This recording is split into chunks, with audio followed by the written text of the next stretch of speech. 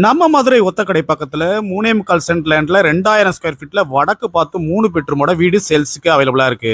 Hi friends, welcome to dreams home. நம்ம சேனல்ல low budget ஹவுஸ்ல இருந்து லக்ஸரி வில்லா வரைய சேல்ஸ்க்கு அவைலபிளா இருக்கு.